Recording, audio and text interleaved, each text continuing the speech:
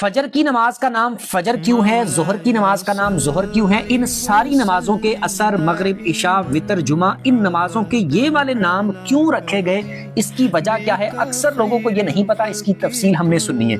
نیچے سے شروع کر لیتے ہیں۔ جمعہ کی نماز کو جمعہ اس وجہ سے کہا جاتا ہے کیونکہ ظہر کے وقت میں مسلمان زیادہ تعداد میں جمع ہو کر، اکٹھے ہو کر جمعہ کی نماز ادا کرتے ہیں، اس وجہ سے اس کو جمعہ کی نماز کہا جاتا ہے۔ یعنی جمع ہو کر پڑھی جانے والی نماز آپ اس طرح سمجھ لیں، اس وجہ سے اس کو جمعہ کی نماز کہا جاتا ہے۔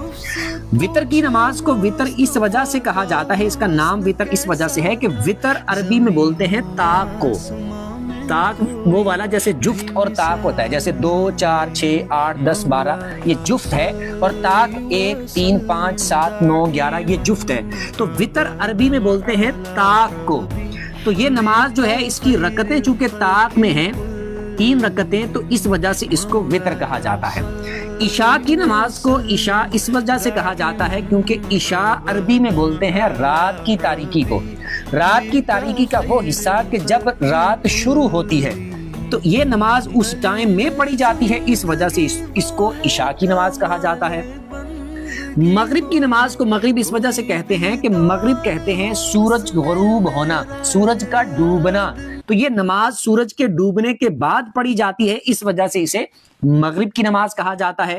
عصر جو ہے، عصر عربی میں کہتے ہیں دن کے آخری حصے کو، تو یہ نماز جو ہے دن کے آخری حصے میں پڑھی جاتی ہے جب دن ختم ہونے والا ہوتا ہے، اس وجہ سے اس نماز کو عصر کی نماز کہتے ہیں۔